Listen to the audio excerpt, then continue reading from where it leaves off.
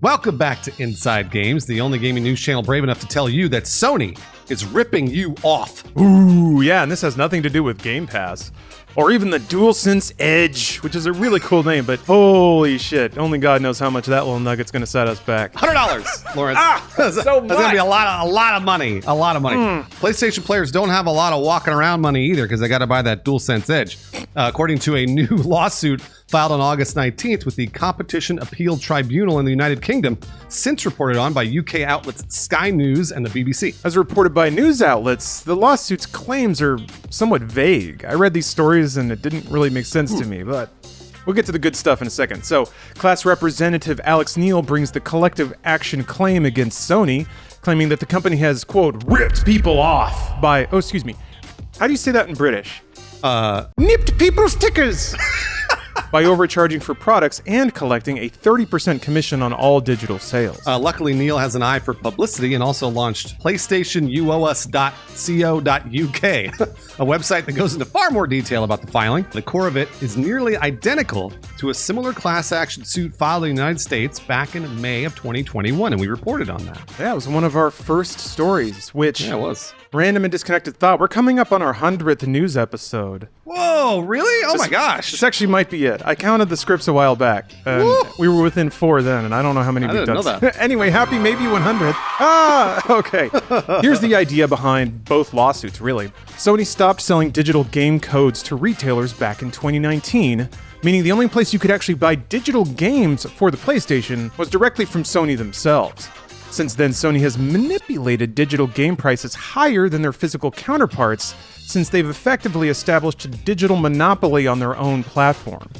Matters get even worse when you consider that they're also selling a digital-only PlayStation 5. Consumers that buy that console have no choice but to buy games at PlayStation's inflated rates, leading to the current class action claim on behalf of anyone that has made a digital purchase from PlayStation dating back to August of 2016. The US filing of this lawsuit even went so far as to provide a sampling of game prices, comparing physical games from retailers like Walmart and GameStop to PlayStation's digital prices. At the time in 2021, the lawsuit found that digital games were, on average, 74% more expensive than their physical counterparts. Oh my god. Yeah, and remember, Sony gets 30% of all those purchases, so it's directly in their favor to keep those digital prices high. Similar data isn't provided for the UK market in this current filing, so we actually did a little comparison of our own. Our sample size only includes one retailer and a random handful of games, but even this small amount of data supports a similar conclusion in the UK region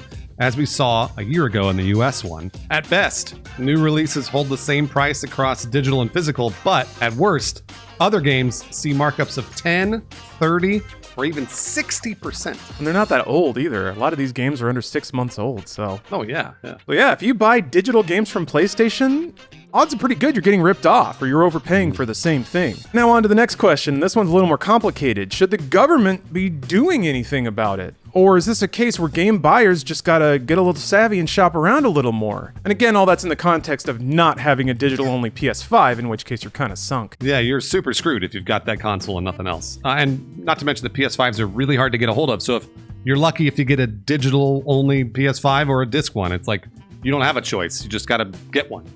Yeah. The closest precedent we have here is that aforementioned class action suit that was filed in the United States a year ago. Unfortunately, the results are not very dramatic, as a California federal judge granted Sony's motion to dismiss the complaint on July 15th, 2022. The judge reportedly said that the plaintiffs in this lawsuit didn't fully explain how Sony profited from blocking retailers selling digital game codes, leaving the door open for them to amend their complaint. That kind of signals that there might be some smoke here, but the judge basically doesn't understand, which is tough, because from our perspective, it's hard to see how that could have been explained any more clearly. Yeah. Maybe, yeah. But, you know, we're gamers, so we get it.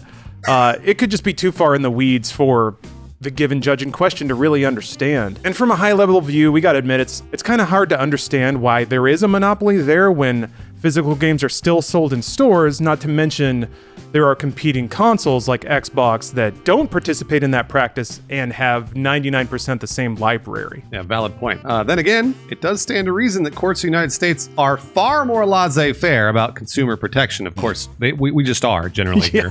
Yeah, we really are. It's usually buyer beware. Courts in Europe may have a more consumer sympathetic outlook. We'll see. Virtual Legality host Richard Hogue provided legal analysis about the current lawsuit, the one in the UK, to Eurogamer, acknowledging that this case is going to be pretty tough to argue. According to Hogue, every purchase made was done voluntarily and for the price offered, and those prices weren't wildly divergent from other industry prices at the time. Furthermore, Sony's 30% cut is also industry standard, or at least it used to be, and there's really no concrete evidence indicating that Sony's margin, their 30%, is what causes the digital price increases, even though they do benefit from it. Makes a lot of sense there, that the legal analysis from Richard Hogue. Unfortunately, I wish that they had seen the other side of this, that we'll get to in a second. Still, Hogue acknowledges that digital pricing is a topic that's gotten more traction from legislators in Europe than in other regions, so maybe this legal filing will kick up a little more dust than it did before. It's always, even if it makes the headlines like it is now, it just increases awareness and makes it more likely that another filing down the road will make it through the process where these might get thrown out because judges don't quite understand what's going on. That just about covers all the news and analysis. It's time for the fun stuff. Is Sony in the wrong here? And furthermore, does that mean it's up to the government to step in? A lot of the time, sometimes they seem like they're the same question, but they're really not. Ideally, the proper solution here is consumer education, since competition does still technically exist. So here it is, consumer. Don't buy a digital PS5. That's number one. And if you already did, whoops, I guess try to sell it. And also, two, always compare game prices, if you're buying digitally, to their physical counterparts, and especially if you're on the PlayStation platform, might save you some money. That's great advice from Lawrence that I thought I was talking about with buyer beware. Unfortunately, that is sort of where we're at. And I know that's not usually the right answer for a lot of people. A lot of people are like, we don't want to have to beware. And I'm like, I hear you. I do. I get it. I understand. But we're in that situation. So let's extend into a hypothetical situation. Let's say you've got a PlayStation 5. You want to buy a game. You look it up, and it's $20 cheaper in a local physical store, but you got to get off your ass to go get it, or wait a day for shipping, whatever. Or you can pay the markup, start downloading it now. I guess the question to you here is, what's that convenience worth to you? Yeah, it sucks because we, as a consumer, we think about, well, it costs them less to get it to us, therefore it should be cheaper for us. But it's really more like a kind of a Ticketmaster reverse fuck you situation. It's more convenient for us, so they can charge more for the experience because we prefer it, which means we're willing to pay for it. So yeah, that seems to be where PlayStation is now, or at the very least, everyone seems to kind of ignore this issue because I think people are saying it without saying it. I think they're saying they prefer the convenience even for the higher price. I'll tell you a little story about a bill that I pay every month and I've been paying for years. Yeah.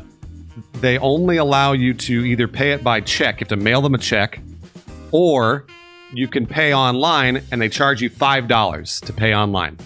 And I say, fuck you, every month to this bill. And I get fucking stamps and I slap them on an envelope and I say, here's my fucking check. You're not getting my $5. And I've been doing this for years. And I know it sounds ridiculous, but this is truly what this is. I'm losing money on my time, but do I think that it is worth it? Like, as my moral high ground for this bill, right? Do I think it's worth it? And I do still. As long as it's worth it to you and you get a charge out of putting that letter in the mailbox every month. Now, God forbid, that check gets lost along the way and then they shut your shit off. Oh, that's happened. I had to call them. And I had to be like, I sent that check. And they're like, oh, well, we don't have only robots sort those. And I was like, that's bullshit. I said that to him. I was like, you're lying. Someone touches that check. I was like, where is it? And I had to send him another check. It's those of us who are the rightest that have to sacrifice the most, Bruce. And you're the rightest here. That's for sure. No. I don't think I'm right at all. This is just more of what I want to do, and that's just the way I carry myself in this. I'm such a fat sucker for corporations. All they have to do is they put one window in the way of something I want, and then they say pay $20 to make this window go away forever. I'll just be like, fine, get out of here, window. I absolutely refuse. When people start putting things in my way on purpose to make money, I get pissed. And then I start going, absolutely not. I'm going to work around this. So that's the way I work. Good for you. All right, anyways, getting back to the news story. There's also the fact that philosophically, PlayStation software is getting less exclusive. PlayStation 5, more like PlayStation 5 games, am I right? Woo! Yeah, let's go. We got them. Burned them up. PS have no game. Oh, it's a timeless meme. But to extend that out, more games than ever before are available across platforms just in general, and especially with Sony expanding so wholeheartedly into the PC ecosystem. They even launched this whole informative website dedicated purely to explaining their footprint on PC. The website mentions multiple PC retailers multiple times. It's all over the place. Some of which, like Steam, even have full gray marketplaces dedicated to laundering sketchy digital game codes for mega cheap. Yeah, that's right. So while Sony's clearly benefiting from inflated digital prices through their own store, it seems clear to us that they aren't really trying to recreate those conditions anywhere else they publish their games.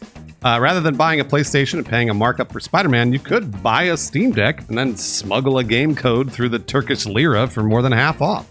Not that we're suggesting you do that. No, but you could. I mean, you could. there. It's commonly acknowledged to be one of the secret benefits of the PC ecosystem is that games are just mega cheap there. And I think that still holds true. So, yeah, the fact that Sony is pursuing that platform so bullishly and on other stores and not just their own, not yet anyway, I don't know. It just says that they're not as neurotically dedicated to price fixing and getting their 30% cut as their PlayStation Store manipulation would indicate. But that said, we're also not suggesting that playing Spider-Man day one on a PS4 Pro is equivalent to playing it 3 years later on a Steam Deck. Obvious differences there, just that right now, Sony is currently working on offering more choices and competition for their own software rather than less, which is a good thing and kind of the opposite of what they did back in 2019. Yeah, you know what that sounds like to me, Lawrence? It sounds like there are two business units in Sony. One that's operating the digital store on the PlayStation Store, and then one that's operating the PC game ports. And I would imagine the PC game port dude is like the cool dude with like the pop collar, and he's like, do whatever you want. Yeah, whatever, who cares? And then there are the nerds in the PlayStation Store. They're like, absolutely not. We need to make as many dimes, nickels, and pennies as we can. Yeah, and I don't think you're wrong. Because I was wondering about that too. There's almost two different philosophies here. And Sony's rollout on PC has been very PC-centric in that the ports are good, they're supported well, and they're on every store. Whereas on PlayStation, it's very locked down. They only got barely convinced to do crossplay and only in specific circumstances with Fortnite.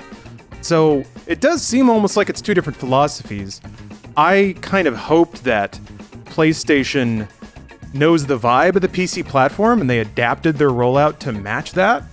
Yeah. I'm giving them a lot of credit to say that because it's not often that game executives are adaptable. That they can like do well in one ecosystem and then do equally well in another. But that seems to be the case so far. Or it is two different departments and somebody's actually listening to the cool PC dude who rolls in board shorts and tells everyone to chill out. My hope is that they're just cool with the take. Like, it's all bonus money, right? They already got the software. Farming out the ports to third parties isn't that hard, and it seems like Sony has a really good and reliable stable of port houses. So it's just bonus cash, and hopefully everyone's cool with that. The situation may change when Sony launches their own store, though, because then they have their own store, they have all the margins, and they get to set the price. So I think that's when we'll start to see very windowed releases, when you're on the PS Store at a marked up price, and then it goes on to Steam and you can buy it through the Turkish lira for less than the cost of a sandwich. But what do you think? Should Sony be forced to sell digital codes through a physical store? Legally? It's a good question. I personally think yes. It's one of those things where I don't necessarily think this is a monopoly as defined by that word. But Sony has been exploiting people and raising prices on these video games where they're basically forcing the people that can only buy them digitally right there. And that's it. They're doing what a monopoly shouldn't do.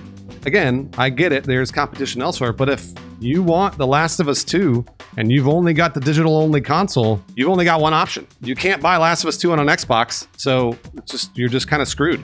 So I don't like seeing companies nickel and dime anybody.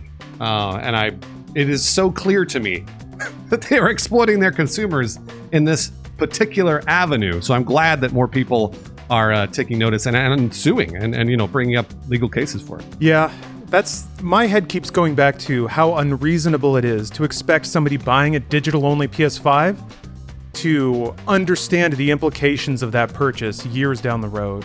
Because, they're basically consigning themselves to overpaying games by 20, 30, 40% and having no alternative. And there's really, that's such a nuanced thing that you can't really expect the average consumer to know that. So that's where it's unfair.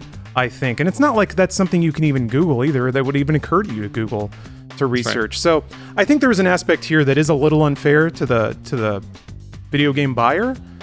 I'm not sure that legal action is the way to go about fixing that, though. Interesting. Just from a purely consumer standpoint, though, it is great to buy digital codes through third-party retailers. That's the best. And it makes gifting games trivial. You just buy a thing, copy and paste a code, and happy holidays. That's it. Yeah. And it's just, there's a lot more hoops to jump through on PSN, and it's not so great. Lawrence, you've written a Jokerized Lawrence take, and I like this take.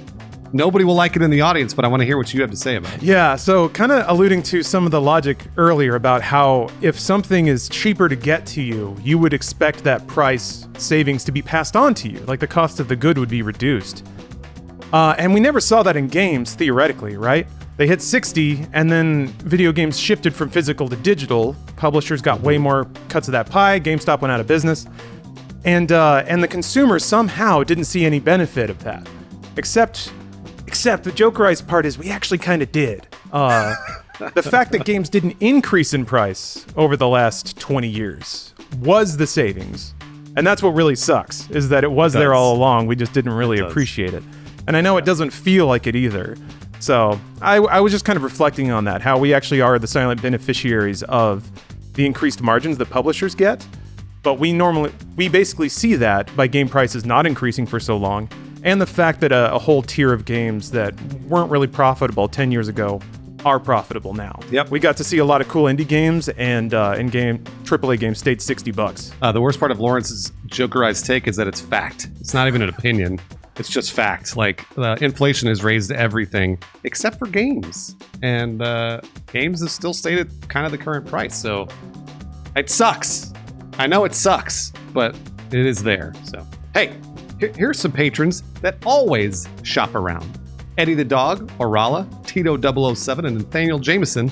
Way to go on buying that physical copy. Well, Bruce, I have some news for you. My patrons are impulsive as hell, and they just buy the first thing they see. But they like it, so it's fine. Colin Cochran, Dylan Hiley, Brown Sugar, and Jonathan Lanowski. You guys are impulsive, but you live life to its fullest, and I appreciate that.